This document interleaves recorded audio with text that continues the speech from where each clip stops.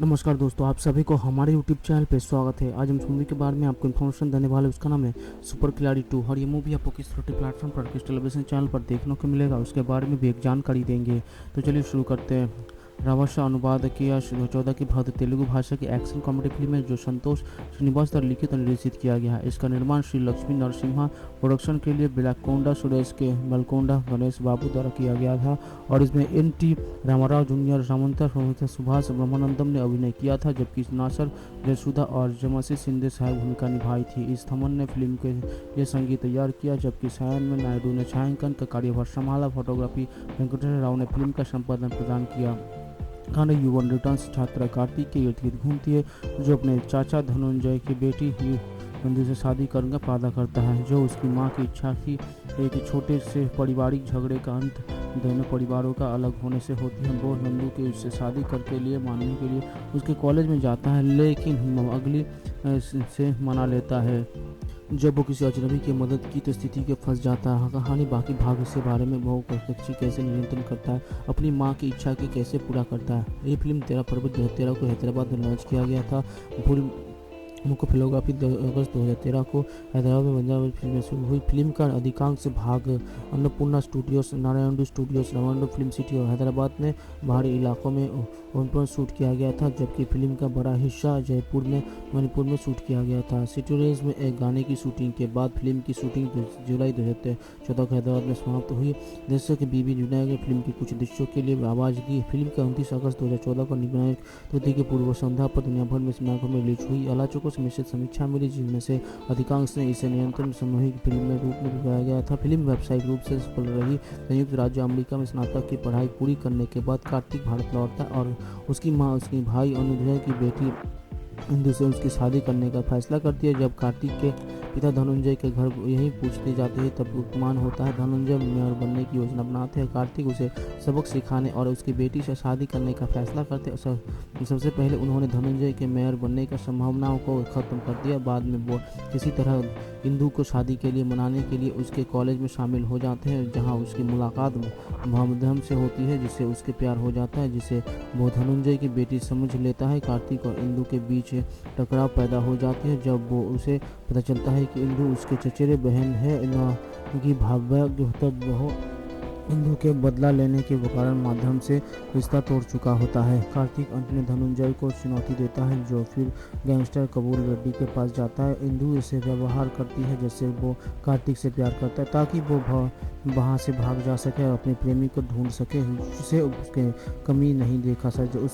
उस व्यक्ति ने उसकी सहेली को उसकी शादी की रात उसकी प्रेमी के साथ भागने की मदद की, और ना तो इंदु ना ही वो व्यक्ति एक दूसरे की विश्वासन और शक्ल सूरत की जानते थे। कार्तिक की तस्वीर देखने पर कपूर रेड्डी को उसका पता पूछा गया कि वो व्यक्ति था जिसने अपने भाई की मंगेतर की मदद की थी, जो वास्तव में इंदु की दोस्त भी, जो उस रात अपने प्रेमी के साथ भाग गई थी। इस बीच कार्तिक और इंदु वहां से भाग जाते हैं और उसकी प्रेम कहानी जानने पर कार्तिक उसकी मदद करने का फैसला करते हैं और अपनी मां के दो अपना वचन दिया तोड़ता है। इस बीच कार्तिक रेड्डी को कंगा रेड्डी के आदमियों से बचाते हैं और दोनों खुद को कार्तिक की प्रेमिका के रूप में पेश करते हैं, जो उसके साथ भाग गई थी, क्योंकि उसके माता पिता ने उसकी शादी की मौजूदगी नहीं दी और उसके गैंगस्टर के उसके तलाश कर रहे थे। कृतज्ञता रूप में पेंडी रेड्डी उन्हें अपने घर ले जाते हैं, जो उन्हें सुरक्षित हिरासत में रखा जाता है, लेकिन आश्चर्यजनक रूप से उन्हें पता चलता है कि अबेलू पेंडी रेड्डी के बेटा और नंदू के दोस्त वास्तव में गैंगी रेड्डी की बेटी थी। जिस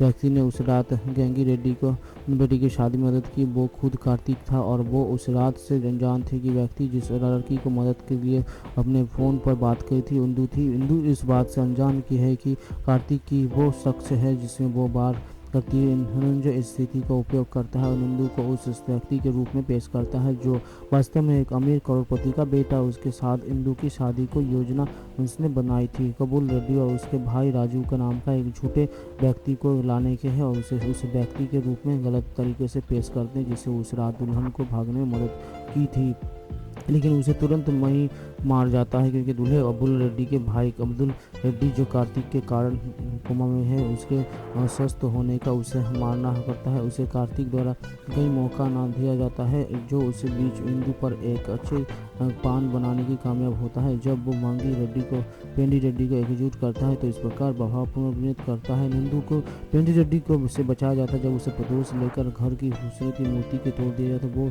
स्वयं नंदू कार्तिक को उससे शादी करने का प्रस्ताव देती है और घोषणा करती है कि वो उसके बिना कहीं नहीं रह सकती, लेकिन वो उसके प्रस्ताव को स्वीकार कर लेती है और वो बेटी को भागने में मदद करती है। इस तरह दोनों परिवारों के बीच नवगठित बंधन टूट जाता है। तो इस प्रकार वो उसके प्रस्ताव को स्वीकार कर देता है और दो पारिवारिक कल्याण के रूप में अपने प्यार का बलिदान देता है।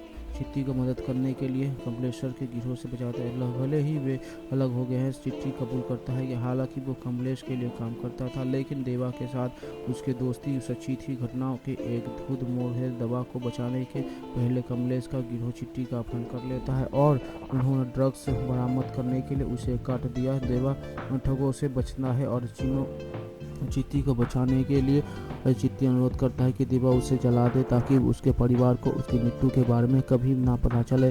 देवा चिट्टी के शरीर को और दबाव को जला देता है और चिट्टी का सम्मान लेकर भारत लौट आता है। हालांकि कमलेश ने अधिकारियों की चिट्टी की मौत हो गई बताया था। जमुना से खुद को देवा खिलाफ मामला दर्ज किया। हालांकि जमुना की चिट्टी का फोन हाथ मिल जाता है जिसमें चिट्टी को उसकी मौत की परिस्थितियों के रिकॉर्ड किया था। देवा को रिहा कर दिया जाता है और जमुना उसके साथ फिर से मिल गई। देवा कुछ समय के लिए तस्करी के कारोबार के शामिल होने की योजना बना रहे होते हैं। ड्रग्स रखने के लिए कहाँ के देवा और आरोप लगता है जो सीमा शुल्क अधिकारी पार्थिवन को चुनता है। देवा पार्थिवन को उसकी आज़ादी के बदले कमलेश के लिए काम करते हैं। ड्रग चोरी के बारे में सूचित करता है। देवा अपने ग्राहकों के साथ कमलेश के कॉल की निगरानी करने के लिए पार्थिवन के साथ काम करता है, जिसमें कई अवैध तस्करी खेफी का खोर करता है। अंततः कमलेश के बैग में बचा लेता है और वो देवा पार्थिवन को खत्म करने की कोशिश करता है। हालांकि वे दोनों बचे निकलते हैं और कमलेश के बड़े पैमाने पर कोकीन की खेप सुरक्षित कर लेते हैं। उसके बावजूद वे शिपमेंट की कमलेश के अकाउंटेंट तक ले जाते हैं, जो देवा था अकाउंटेंट की बेटी के साथ यौन संबंध बनाने की बात रिकॉर्ड करने के बाद गवाह बनने के लिए सहमत हो जाते हैं। कमलेश की अदालत की सुनवाई के पहले अकाउंट में हत्या कर दी। सबूतों के स्वभाव के रिहा हो गए। कमलेश ने देवा और उसकी मां को मारने की कोशिश की, लेकिन वे बाल बच गए। फिर वो दास और देवा और उनके हीरे की तस्कीर और संचालन पर नियंत्रण पाने के लिए कमल को बनाते हैं। दास देवा को बचाते हैं, लेकिन उसे बहाने के ऑस्ट्रेलियन टेकर से टकराने के बाद दास को मृत्यु हो जाती है। वे देवा कंगो जाता है जहाँ वो कमलेश से लड़ता है और हीरे वापस ले लेता है। जब देवा भारत लौटता है तो पार्थिवन उसे फिर से पहुंचते हैं, ये स्वीकार करते हुए कि देवा की मां ने देवा को उसकी अवैध गतिविधियों से बाहर निकालने के लिए उसे उजागर कर दिया था। देवा बिग के नीचे छिपकर हीरे सौंप देता है और पार्थिवन बताता है कि वो देवा को एक सीमा शुल्क अधिकारी के रूप में काम करने के लिए नियुक्त कर सकता है।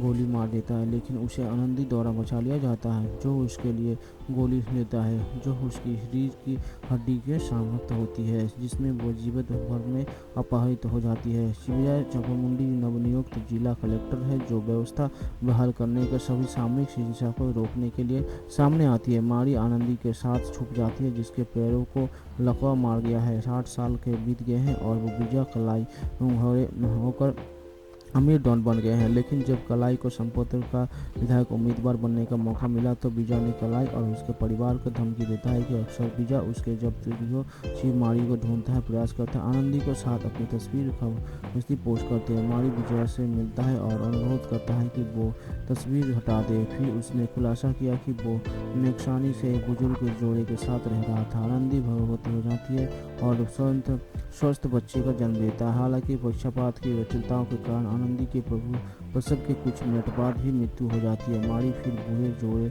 सोनी के रोबोट को मदद से काली नामक एक लड़की को बनाती है। दिखाया गया है कि काली को मारी का व्यवहार विकसित मिला था और वो स्कूल में झगड़े करती रहती है। उसके बाद मारी विजय से अनुरोध करता है कि वो उसके पीछे आना बंद कर दिया, क्योंकि उसने अपना रास्ता बदल दिया। जब काली कुछ छात्रों का एक शिक्षक को चिढ़ाने हुए देखता है तो वो उनकी शिकायत प्रिंसिपल से करता है। प्रतिशोध में लड़ते उसका पीछा करते हैं और उस पर हमला करते हैं, लेकिन काली द्वारा पीटी दिए जाते हैं। स्थानीय वरिष्ठों के लड़ने में एक का पिता नहीं है, उसे पीटने के लिए काली को बुलाता है और उसे मारी जाती है और माफ़ी मांगते हैं। इस बीच शहर के पुलिस आयुक्त के मीडिया से कहा जाता है कि वीजा के गिरोह के भीतर एक मुखबिर है। पुलिस विभाग में अपने नौकरी के इस्तेमाल करते हुए वीजा ये पता लगाने की कोशिश करता है कि नौकरी कौन है, लेकिन असफल रहता है। तब पता चलता है कि कोई निलंबित नहीं था और कश्मीर भाषाई विभाग में भ्रष्ट पुलिसकर्मियों की पहचान करने के लिए पूरी कहानी गढ़ी गई थी। इसके अलावा वो पता चलता है कि वीजा आयुक्त के साथ संबंध थे और वो स्वयं गुप्तचोर थे। विरोधामी को उम्मीदवार बनने के लिए अपना नाम साफ करने के लिए अपने लोगों के बारे में जानकारी लीक कर रहा था। उसके बाद वो काउंसिल में बड़े के पद में पीटर के जाने रहता है, इसलिए माड़ी काउंसिलर और उसके गुंडों को पिटाई करता है। अंतिम मुठभेड़ में पुलिस वीजा के खिलाफ जाती है